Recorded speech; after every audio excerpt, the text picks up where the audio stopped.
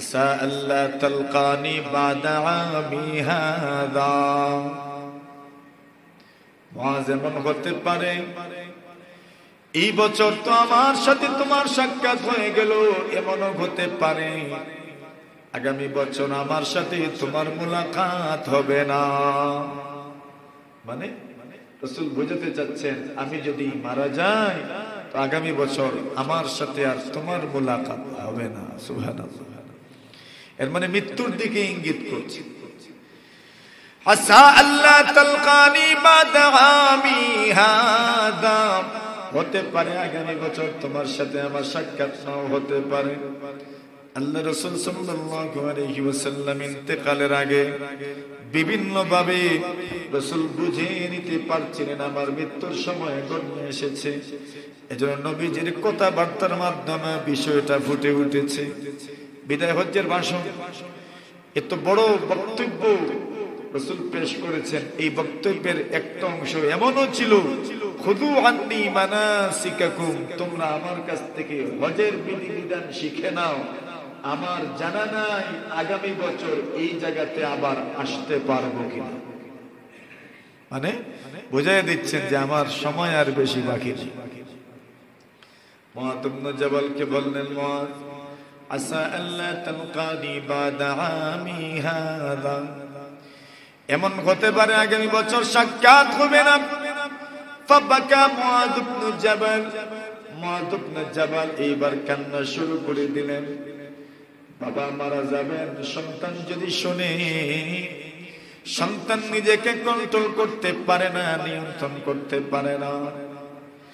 মা মারা যাবেন, সন্তান যদি শুনে, মায়ের মুখ থেকে মা যদি বলেন বাবা আমি মারা যাব আগামী বছর, আগামীতে তোমার সাথে আমার সাক্ষাৎ নাও হতে পারে, ওই সন্তান নিজেকে নিয়ন্ত্রণ করতে পারবে না, চোখের পানি পড়বে। নবীজির সাহাবায়ে কেরামের অন্তরে নবীজির মহব্বত তো তার চাইতেও হাজার গুণে বেশি। আমরা যেমন রাসূলকে সবচেয়ে বেশি মহব্বত করি, রাসূলকে না দেখেও যদি এত মহব্বত, যারা নবীজিকে নিজের চোখে দেখেছেন, নবীজির আমল দেখেছেন, নবীর উঠা বসা চলাফেরা সবকিছু দেখেছেন, তাদের অন্তরে নবীজির মহব্বত কেমন তা তো অনুমান করা যায়। আল্লাহর নবীর সাহাবীগণ, সাহাবী মুআয ইবনে জাবাল কান্না শুরু করে দিলেন, নবীজিকে দেখব না, নবীজিকে দেখব না, এর চাইতে বড় কষ্টের কি হতে পারে। আগামীতে আসবো কিন্তু নবীবিহীন মদিনা দেখব, নবীজিকে মাটির উপরে দেখব না, এর চাইতে বড় দুঃখের বিষয় আমার জন্য কি হতে পারে। ফাবাকা মুআয ইবনে জাবাল, মুআয ইবনে জাবাল এইবার কান্না শুরু করলেন। নবীজি সাল্লাল্লাহু আলাইহি ওয়াসাল্লাম মুআয ইবনে জাবালকে সান্ত্বনা দিলেন, এরে মুআয লা তাবকি ইয়া মুআয, মুআয তুমি কান্না করো না, মুআয তুমি কান্না করো না, ক্রন্দন করো না। নবীজি সান্ত্বনা দিলেন আর বললেন, যার চলে যাবার সময় হবে তাকে চলে যেতে হবে, দুনিয়ার কোন ফন্দি তাকে আটকায় রাখতে পারবে না। চলে যাওয়ার সময় হয়ে গেলে আর আটকানো যায় না। নবীজি রাসূল যে কেউ চলে যাওয়ার সময় হয়ে গেলে আর আটকানো যায় না। কোন মানুষের কান্না কোন মানুষকে আটকাইতে পারে না। এই জন্য নবীজি বললেন, মুআয লা তাবকি, ক্রন্দন করো না। এরপরে বলেছেন আওয়াজ করে কান্না করা, ফা ইন্নাল বুকা মিনাশ শাইতান। রাসূল বলছেন ফুফিয়ে ফুফিয়ে আওয়াজ করে, জোরে জোরে আওয়াজ করে কান্না শয়তানের পক্ষ থেকে আসে। মানে শয়তান এখানে অংশ নিয়ে কাঁদলাম, আবেগে মহব্বতে গুনাহের জন্য কাঁদলাম, আওয়াজটা যদি এমন বেশি হয়ে যায় এটা অস্বাভাবিক। রাসূল বলছেন তো এখানে শয়তান জয়ী হয়ে যায়। সুবহানাল্লাহ, মানে কত সুন্দর কথাটা রাসূল বলেছেন, সবটা যেন তোমার নিয়ন্ত্রণে থাকে। ইন্নাল বুকা মিনাশ শাইতান, এখান থেকে বোঝা গেল মানুষের মৃত্যুর সময় কান্নাকাটি করে। বলছেন কান্নার চার ধরন আছে। একটা হলো কারো মৃত্যুর কারণে চিন্তিত হওয়া, সুন্নত আমল, কারো মৃত্যু দিয়ে চিন্তিত হওয়া সুন্নত আমল। নবীজি সাল্লাল্লাহু আলাইহি ওয়াসাল্লাম নিজের সন্তান ইব্রাহিমকে কুলে নিলেন। ইব্রাহিম নিজের সন্তান শ্বাস আসছে আর যাচ্ছে, মানে মারা যাবেন এমন হাল। আল্লাহ রাসূল সাল্লাল্লাহু আলাইহি ওয়াসাল্লাম বললেন ইন্নাল কলবা ইয়াহজান। নবীজি সাল্লাল্লাহু আলাইহি ওয়াসাল্লাম বলেন নিশ্চয় আমার দিল চিন্তিত, ওয়াল আইনা তাদমা, এবং চোখ থেকে পানি পড়ে। ওয়া ইন্না বিফিরাকিকা ইয়া ইব্রাহিম লামাহজুনুন। এরে ইব্রাহিম, তোমার মৃত্যুতে আমরা বড় চিন্তিত, বড় চিন্তিত। সুবহানাল্লাহ।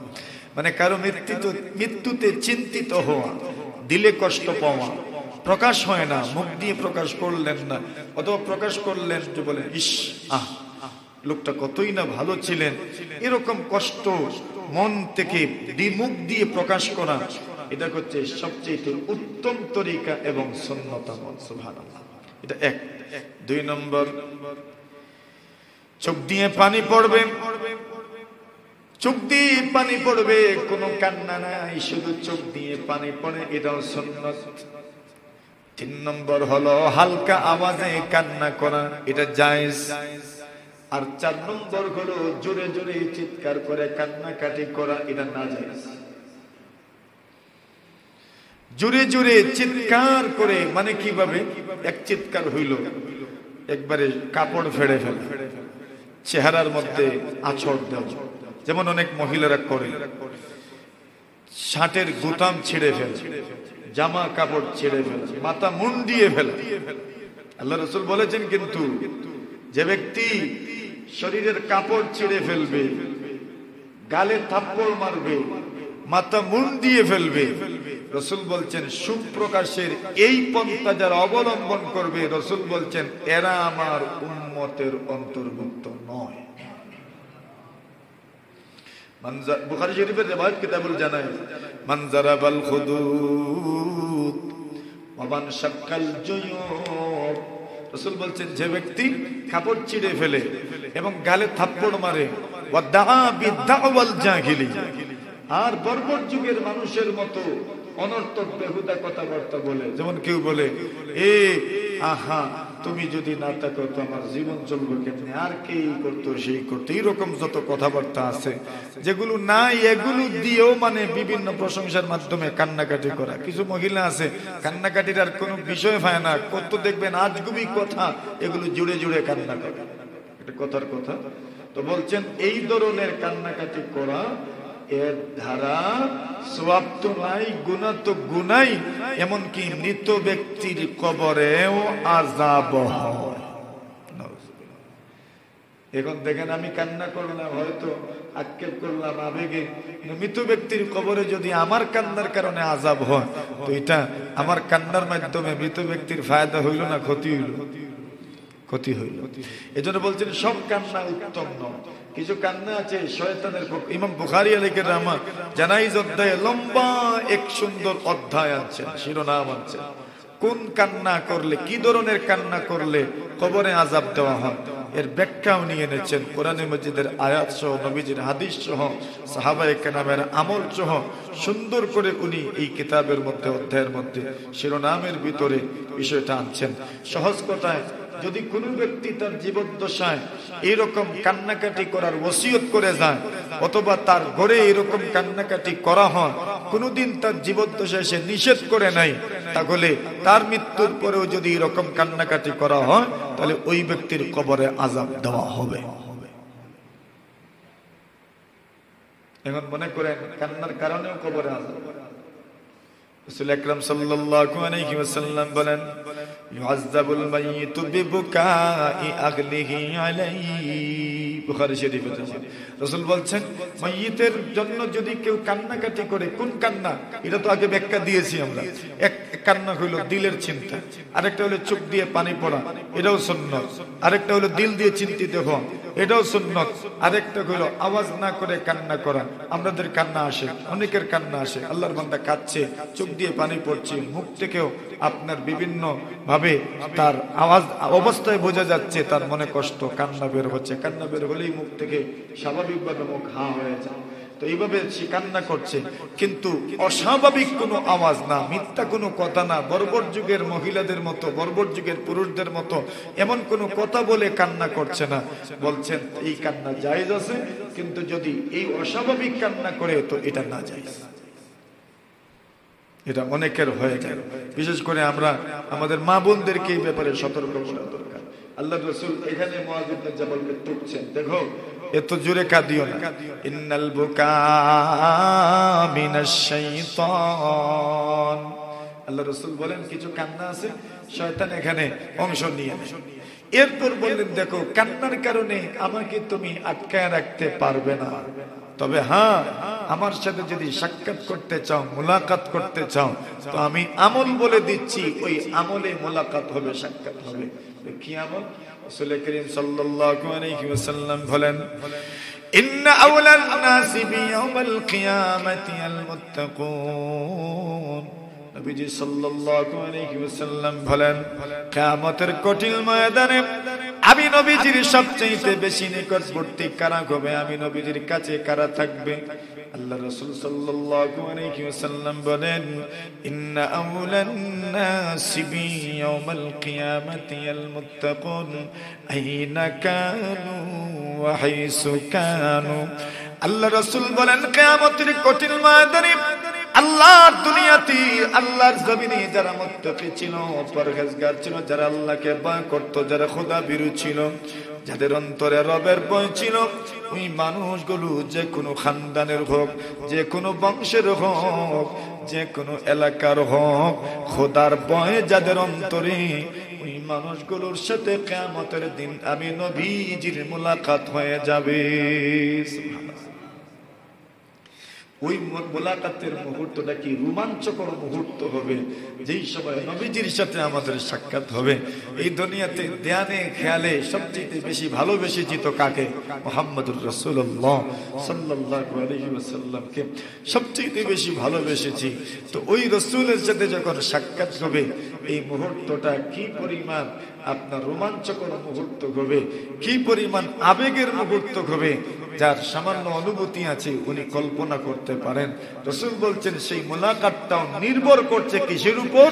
দুনিয়াতে আমার তাকওয়া কেমন, দুনিয়াতে আমার পরহেজগারি কেমন, দুনিয়াতে আমার খোদাভীরুতা কেমন, এর উপর নির্ভর করবে কিয়ামতের দিন আল্লাহর রাসূলের সাথে মুলাকাত। সুবহানাল্লাহ। কেমনে? বলে তাকওয়া কার? বলছেন তাকওয়ার এক নাম তো হলো, তাকওয়ার এক অর্থ তো হলো বাস কুফর ত্যাগ করা, এটার নামই তাকওয়া। ওয়া আলজামাহুম কালিমাতাত তাকওয়া। কোন মানুষ যদি লা ইলাহা ইল্লাল্লাহ মুহাম্মাদুর রাসূলুল্লাহ পড়ে নেন, ওই ব্যক্তিও এক ধরনের মুত্তাকি, খোদাভীরু। সুবহানাল্লাহ। কেন? উনি শিরক কুফর ত্যাগ করেছেন। দুই নম্বর, সময় সময় হারাম কাজ থেকে বেঁচে থাকা, এটাও তাকওয়া। যেমন রমজানের রোজা রাখলাম, না রাখা থেকে বিরত থাকলাম, তাকওয়া। রমজান মাসে গোপনে চাইলে কিছু খেয়ে নেওয়া যেতে পারত, আপনার খাওয়া যেতে পারত, কিন্তু খাইলাম না। কার ভয়ে? স্পষ্ট এখানে আল্লাহর ভয়। আল্লাহ ছাড়া কেউ জানে না আমি রোজা কিনা। দুনিয়ার মানুষ কিন্তু ধোঁকা দেওয়া সহজ। কিছু মানুষ আছে দেখবেন খালি সেপ পালায়, মানে খেতে বুঝাইতো যে আমি রোজাদার। সেপ পালানির সাথে রোজার কোনো সম্পর্ক নেই। শরীয়ত আপনাকে বলে না সেপ পালাও, যে রোজা রাখলে কি সেপ পালানি লাগে, স্বাভাবিক সেপ যেটা এটা তো আসবে, এছাড়া তো অতিরিক্ত কোনো সেপ পালানি রোজার সাথে সম্পর্কিত না। কত মানুষ সেপ পালাইতে পালাইতে একবারে 3টা থেকে গোলাউলা শুকনো একবারে। কে বলছে সেপ পালানির জন্য দরকার নেই, সেপ থাকো, গিলতে থাকে, কোনো অসুবিধা নাই, ভিতরে একটা ভিতরেই যাক। নিষেধ কোনটা? নিষেধ হইল বাহির থেকে কিছু ভিতরে ঢুকাইবেন না, ওইটা নিষেধ। যেটা আপনার ভিতরে আছে ওইটা বাহিরে ফেলবেন, ওইটাই শরীয়ত আপনাকে বলে না, দরকার নাই। কি দরকার বাইরে ফেলবেন? ভিতরেই শেষ করে দেয়। মুখ তো এমন এক সাগর, মুখ কি শুকাইতে পারবে না? মুখ এমন এক সাগর, দুনিয়ার সব সাগর শুকাইতে পারে, মুখের মতো সাগর জীবনেও শুকায় না। কত নদী শুকায় যায়, মন নদী শুকায়, ধলাই নদী শুকায়, ফলক নদী শুকায়, পলকি নদী। কিন্তু মুখ এমন এক নদীর নাম, যেই নদী জীবনেও শুকায় না। রোজা রমজান মাসে পানি পান করেন না, এরপরে মুখও সে বাইনি না, এমন এক সাগরের নাম, জীবনেও শুকায় না। বান দেও আর দেশাতা করো, শুকাইতে না জীবন। চুইস গেট ফালাও, চুইস গেট তো দিলামই তো, রোজা রাখা মানে তো চুইস গেট, আর কিছু ঢুকে না ভিতরে। কিন্তু এরপরে মুখে সে বাসেনি না, কেন? এমন এক সাগরের নাম মুখ, এমন এক সাগর নদীর নাম মুখ, এটা জীবনেও শুকায়। তখন আপনি কত ফেলবেন, কত বাগিরে ফেলবেন তুতু, বিদায় ওই তুতু গিলে ফেলেন, কোনো অসুবিধা নাই, রোজা ভাঙবে না, রোজা ভাঙবে না। কেন? এটা মুখের ভিতরে ছিল। এজন্য মুখের ভিতরের জিনিস ভিতরেই আছে, কোনো অসুবিধা নেই। হ্যাঁ, নিষেধ করতে বলে বাহিরের কোন জিনিস মুখ দিয়ে পান করতে পারবেন না। বাহিরের কোন জিনিস, স্বাভাবিক যে ছিদ্রগুলো দিয়ে খাবার দেওয়া হয় পেটের ভিতরে বা শরীরে শক্তি পৌঁছানো হয়, ওই রাস্তা দিয়ে কোন ধরনের খাবার পানিও ঢুকাতে পারবেন না। ওইটার নাম হইল রোজা। সুবহানাল্লাহ। এখন মনে করেন সেলাইন দেওয়া, বলে সেলাইন তো রব দিয়ে দেয়, মুখ দিয়ে তো সেলাইন দেয়, বিদায় সেলাইন দিলে রোজা ভাঙবে না। কেন? বলে রোজা রাখা মানে কি? বলে রোজা রাখার অর্থ হইল স্বাভাবিক যে রাস্তা দিয়ে খাবার ঢুকানো হয়, স্বাভাবিক যে রাস্তা দিয়ে পানি ঢুকানো হয়, ওই রাস্তা দিয়ে খাবার পানি না ঢুকানোর নাম হইল রোজা। এর দ্বারা বোঝা গেল রক্ত যদি কেউ রমজানে দিতে চায় দিতেও পারে, রক্ত রমজানে পুরুষে করতে পারে। কেন? রক্ত দিয়ে ঢুকানো। সুবহানাল্লাহ। এটা একটা মাসালা। এখন কিছু মানুষ আল্লাহকেও ধোঁকা দেয়, মানুষে তো দেই বলে কেমনে? বলে রোজা যে আছে এটা দেখায়, বলে সেট পারে। অথচ তত্ত্ব তালাশ নিলে দেখবেন এ ব্যক্তি আসলে রোজাই নাই। সুরের মনে পুলিশ পুলিশ, সুরের মনে পুলিশ পুলিশে চিন্তা করছে আমি তো রোজা না, তো দেখানির তো দরকার যে আমি রোজা। ও তার সেট না আইলেও ভালাই খিতা বুঝানির লাগে, রোজাদার বুঝানির। আল্লাহ রাসূল বলেন মান গাশশা ফালাইসা মিন্না, যে ব্যক্তি ধোঁকাবাজি করবে সে আমার উম্মতের অন্তর্ভুক্ত নয়। নাউজুবিল্লাহ। যে ধোঁকাবাজি করবে সে আমার উম্মতের অন্তর্ভুক্ত নয়। তো কত মানুষ তো এরকম খায়, কিন্তু সত্যিকার অর্থে আপনারা যারা রোজা রাখেন, ওই মানুষগুলো সত্যিকার অর্থে রোজা রাখে কার ডরে? এটার নামই এটার নামই তাকওয়া, এটার নামই পরহেজগারি। আর আল্লাহর রাসূল বলছেন যারা মুত্তাকি, যারা পরহেজগার, কিয়ামতের কঠিন ময়দানে আল্লাহর রাসূল বলছেন এদের সাথে আমি রাসূলের মুলাকাত হয়ে যাব। মুত্তাকি পরহেজগার আইনা কানু ওয়া হাইসু কানু, আল্লাহ রাসূল বলেন ওই লোকটা যে কেউ হোক না কেন, ওই লোকটা যে কেউ হোক না কেন, যে কোনো পেশার হোক, যে কোনো শ্রেণীর হোক, যে কোনো পেশার হোক, যে কোনো লেভেলের হোক, যে কোনো বংশের হোক, যে কোনো রঙের হোক, যে কোনো রূপের হোক, যে কোনো হাইটের হোক, তার অন্তরে যদি আল্লাহর ভয় থাকে, রাসূল বলেন আমি নবীর সাথে তার মুলাকাত হয়ে যাবে। সুবহানাল্লাহ। বলে আমি যে কালো, বলে কি দরকার, কালো হইলে কি আর না হইলে কি? রাসূল বলছেন তাকওয়া আছে তো কালো হইলেও আমি রাসূলের সাথে তোমার মুলাকাত। আল্লাহ জানায়া দিয়েছেন মানুষের মর্যাদা আরবি হইলে মর্যাদা বেশি, আর আজমি হইলে বাংলাদেশি হইলে মর্যাদা কম, এমন না। আফগানিস্তানের হইলে মর্যাদা বেশি আর বাংলাদেশের হইলে মর্যাদা কম, এমন না। ইউরোপিয়ান হইলে মর্যাদা বেশি, বাংলাদেশের হইলে মর্যাদা কম, এমন না। বাংলাদেশি মুসলমানের মর্যাদা বেশি আর ইউরোপের মুসলমানের মর্যাদা কম, এমন না। আল্লাহ বলছেন সুন্দর দিয়ে মর্যাদার মাপকাঠি নির্ধারণ করা হবে না। আল্লাহ বলছেন তোমার হাইট দিয়ে সৌন্দর্যের মাপকাঠি নির্ধারণ করা হচ্ছে না। আল্লাহ বলছেন মানুষের সম্মান মর্যাদা বৃদ্ধি পায় তার তাকওয়ার কারণে। কিসের কারণে? ইন্না আকরামাকুম ইনদাল্লাহি আতকাকুম, আল্লাহ বলেন নিশ্চয়ই তোমাদের মধ্যে সবচেয়ে বেশি সম্মানী আল্লাহর কাছে কে? যেই ব্যক্তির তাকওয়া আছে, পরহেজগারি আছে, ওই ব্যক্তি আল্লাহর কাছে সবচেয়ে বেশি সম্মানী। সুবহানাল্লাহ, সবচেয়ে বেশি সম্মানী। এখন তাকওয়া আছে কিনা কি আপনি বুঝবো? যখন দেখবেন কোন মানুষকে কষ্ট দিতে আপনার মন চায় না, বুঝিয়েন আপনার তাকওয়া আছে। যখন দেখবেন আল্লাহর ঘর মসজিদে আসতে আপনার মন বাধা দেয় না, মন আগ্রহের সাথে মসজিদে যায়, বলে নামাজটা পড়ে আসে, বুঝিয়েন তাকওয়া আছে। রোজা রাখতে আপনার মন কখনো বাধা দেয় না, মন বলে রোজা রাখো, রাখতে হবে, বুঝে নিয়েন তাকওয়া আছে। যখন দেখবেন মানুষের হক মাইরা খাইতে আপনার মন আপনাকে বাধা দেয়, বুঝে নিয়েন আপনি তাকওয়া ওয়ালাদের অন্তর্ভুক্ত হয়ে যাচ্ছেন ইনশাআল্লাহ। আর এমন হইলে নবীজির সাথে সাক্ষাৎ হবে। এক, দুই নম্বর, নবী আলাইহিস সালাতু সালাম বলেন, ইন্না আওলান নাসি বি ইয়াউমাল কিয়ামা আকসারুহুম আলাইয়া সালাতান। নবীজি সাল্লাল্লাহু আলাইহি ওয়াসাল্লাম বলেন, কিয়ামতের কঠিন ময়দানে যে মানুষটা দুনিয়ার জমিনে আমি নবীজির প্রতি, আমি নবীজির উপর বেশি বেশি দুরূদ শরীফ পাঠ করেছেন, রাসূলুল্লাহ সাল্লাল্লাহু আলাইহি ওয়াসাল্লাম বলেন, কিয়ামতের কঠিন ময়দানে ওই মানুষটা আমি নবীজির সবচাইতে বেশি কাছের মানুষ থাকবেন। সুবহানাল্লাহ, যিনি দুরূদ শরীফ পাঠ করেছেন। সুবহানাল্লাহ, দুরূদ শরীফ পাঠ করে এমন কঠিন কোনো আমল না। সাল্লাল্লাহু আলাইহি ওয়াসাল্লাম, বাস দুরূদ শরীফ হয়ে গেছে। সাল্লাল্লাহু আলাইহি ওয়াসাল্লাম, সাল্লাল্লাহু আলাইহি ওয়াসাল্লাম। আল্লাহুম্মা সাল্লি আলা মুহাম্মাদিন ওয়া আলা আলি মুহাম্মাদ কামা সাল্লাইতা আলা ইব্রাহিম ওয়া আলা আলি ইব্রাহিম ইন্নাকা হামিদুম মাজিদ। আল্লাহ তাআলা কোরআনে মাজিদের মধ্যে দুরূদ শরীফের আদেশ করেছেন এবং আল্লাহ নিজে বলছেন, আমি আল্লাহ সালাত সালামের উপর আমল করি। দেখেন কথাটা কত গুরুত্বপূর্ণ। ইন্নাল্লাহা ওয়া মালাইকাতাহু ইউসাল্লুনা আলান নবী। আমরা যে খুতবাতেও পড়ি, এই আয়াত খুতবাতেও পড়া, বাদশা খলিফা মাহদির জামানায় ইন্নাল্লাহা ওয়া মালাইকাতাহু ইউসাল্লুনা আলান নবী, উমাইয়া খেলাফতের, উমাইয়া খেলাফতের খলিফা মাহদির জামানায় এই আয়াত জুমার খুতবায় সংযুক্ত করা হয়েছে। ইন্নাল্লাহা ওয়া মালাইকাতাহু ইউসাল্লুনা আলান নবী ইয়া আইয়ুহাল্লাযীনা আমানু সাল্লু আলাইহি ওয়া সাল্লিমু তাসলিমা।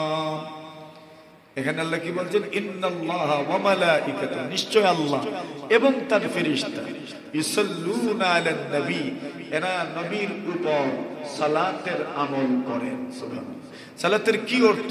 অর্থ ভিন্ন, এই জন্য আমি সালাতের কথা বলছি। দুরুদের আমল করেন, সালাতের আমল করেন, সালামের আমল করেন। আল্লাহর সালাম, আল্লাহর সালাত, এর অর্থ কি? অর্থ ভিন্ন। ফেরেশতারাও নবীজির উপর সালাতের আমল করেন। এরপর আল্লাহ আদেশ করছেন, আল্লাহও যেহেতু করেন, ফেরেশতারাও আল্লাহর সালাত মানে আল্লাহর রহমত। সুবহানাল্লাহ, ফেরেশতাদের সালাত মানে দোয়া, ইস্তেগফার, এরকম। আর মানুষের সালাত মানে দুরূদ শরীফ পাঠ করা। এবার আল্লাহ আদেশ করছেন, ইয়া আইয়ুহাল্লাযীনা আমানু, হে ঈমানদারেরা, সাল্লু আলাইহি ওয়া সাল্লিমু তাসলিমা। আল্লাহ এখন বলছেন, ও ঈমানদারেরা, তোমরা সবাই মিলে নবীর উপর দুরূদ পড়ো আর নবীরে সালাম জানাও। কার নির্দেশ? দুরূদ কে পড়তাম? আমরা। সালাম কে পড়তাম? আমরা। আমরা কি তা করি? আমরা নিজে পড়ি না, আল্লাহরে কইরে বা আপনি পড়ি না। সুবহানাল্লাহ, আল্লাহরে আমরা কি তা করি? আপনি পড়িল। আল্লাহ কইলে আমরা পড়তাম, আর আমরা আল্লাহরে কি তা করি? আপনি পড়িল। কেমনে? আল্লাহুম্মা সাল্লি আলা মুহাম্মাদ, আমরা যে পড়ি, আল্লাহুম্মা সাল্লি আলা মুহাম্মাদিন ওয়া আলা আলি মুহাম্মাদ কামা সাল্লাইতা আলা ইব্রাহিম ওয়া আলা আলি ইব্রাহিম ইন্নাকা হামিদুম মাজিদ। আমরা আল্লাহর কাছে কি দোয়া, আল্লাহ আপনি নবী মুহাম্মদের উপর দরুদ পেশ করেন। সুবহানাল্লাহ। আল্লাহ আমরারে কইলে আমরা করতাম, আর আমরা কারে দিলাম জিম্মাদারি? আল্লাহরে। আমরা আল্লাহরে কই আল্লাহ আল্লাহুম্মা সাল্লি আলা, আল্লাহ আপনি নবীর উপরে সালাত প্রেরণ করেন। আল্লাহুম্মা সাল্লি আলা, এবার আমরা দেখাইও দেই কামা সাল্লাইতা আলা ইব্রাহিম, যেভাবে আপনি ইব্রাহিম নবীর উপর সালাত প্রেরণ করেছেন এইভাবে আপনি আমাদের নবীর উপরও সালাত প্রেরণ। আল্লাহ কইলা আমরা রে, আমরা তো করলাম না, দিলাম ঘরে আল্লাহ। কেন? জবাব দিয়েছেন উলামায়ে কেরাম, আল্লাহ তাআলাকে কেন জিম্মাদারি দিলাম, আমরা কেন পড়ি না? বলে এটাই আমাদের পড়া, পড়া তো হইল না, আল্লাহকে জিম্মাদার বানাইলাম, আল্লাহর কাছে দোয়া করলাম আল্লাহ আপনি দুরূদ পেশ করেন, আপনি সালাত প্রেরণ করেন। আল্লামা সাখাবী রাহিমাহুল্লাহু তাআলা লিখেন এর কারণ হলো আমরা আল্লাহকে জানায়া দিতে চাই, বলে দিতে চাই আল্লাহ আপনার নবী হচ্ছেন পবিত্র নবী, আপনার নবী হচ্ছেন নিষ্পাপ নবী, আর আমাদের জবান তো এত পাক নয়, এত পবিত্র নয়। সুতরাং নিষ্পাপ নবীর উপর আমরা যদি দুরূদ পেশ করি আমাদের অপবিত্র জবান দ্বারা নবীজির শান মতো হবে না, নবীজির শান মতো হবে না।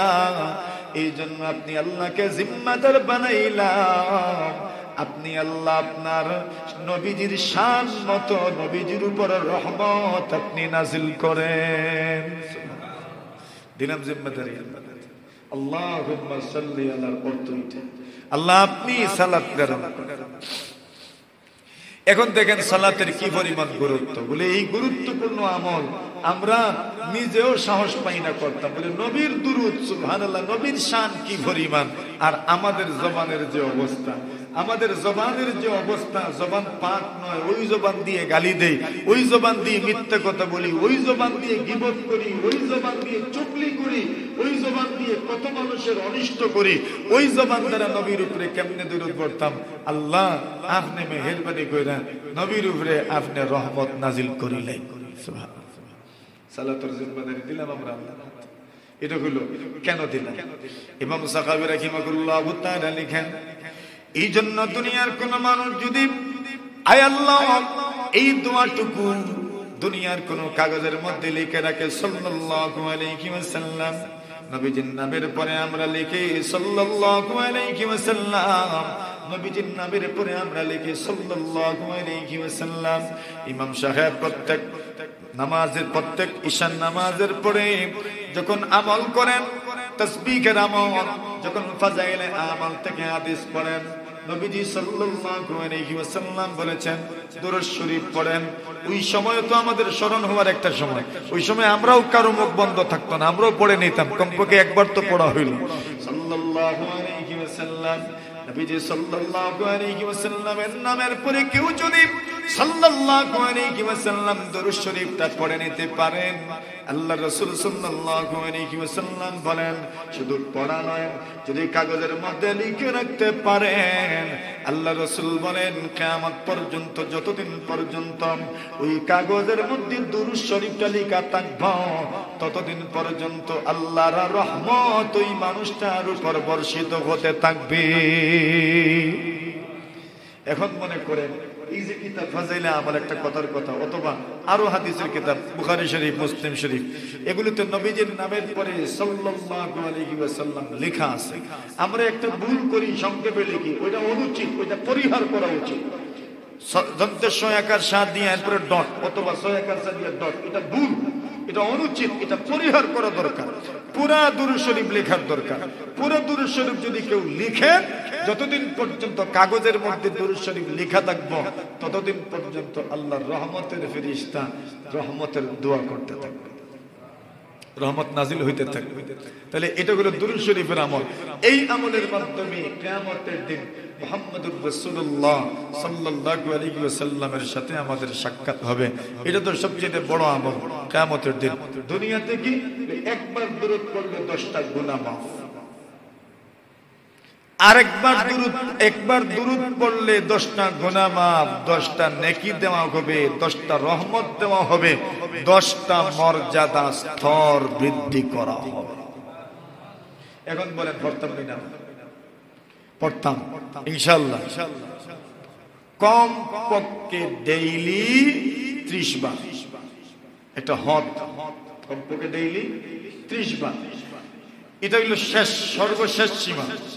দুরূদ শরীফের আরেকটা ফায়দা হইল আল্লাহ তাআলা দুরূদ শরীফের মাধ্যমে পেরেশানি দূর করে। অনেক কাজ আছে যে কাজগুলো হয় না, দুরূদ শরীফের কারণে আল্লাহ তাআলা ওই কাজগুলোর সমাধান করে দেন। কেউ তো বলেছেন পরীক্ষার হলে যদি কেউ দুঃখে আর যদি কোনো কিছু স্মরণ হয় না, বারবার দুরূদ শরীফ পড়ে, আল্লাহ তাকে স্মরণ করে। ওটা আগে পড়তে হবে, আগে পড়ছেই না একবারে, এটা আর স্মরণ হইতো। যেটা বেড়া লাগছে মনে করেন ওইটা স্মরণ হইব। তো দুরূদ শরীফের আমল অত্যন্ত গুরুত্বপূর্ণ এক আমল। কোন মানুষের যদি কিছু গুম হয়ে যায়, হারিয়েও যায়, দুরূদ শরীফের আমল জারি রাখার দরকার। আল্লাহ তাআলা তার সমস্যার সমাধান করে দেবেন ইনশাআল্লাহ। মুহতারাম হাজরিনে কেরাম, এজন্য এই আমলগুলো বিশেষ করে তাকওয়া, মুত্তাকি হওয়া, পরহেজগার হওয়া আর দুরূদ শরীফের উপর আমল বেশি বেশি জারি হওয়া দরকার। দুই আমলে খিলাফ বলে আল্লাহর রাসূলের সাথে আমাদের মুলাকাত হবে, সাক্ষাৎ হবে ইনশাআল্লাহ। আল্লাহ তাআলা আমাদেরকে আমলের তৌফিক দান করুন, মুত্তাকি পরহেজগার হওয়ার তৌফিক আল্লাহ তাআলা আমাদেরকে দান করুন। আমিন। ওয়া আখিরু দাওয়ানা আনিল হামদুলিল্লাহি রাব্বিল আলামিন।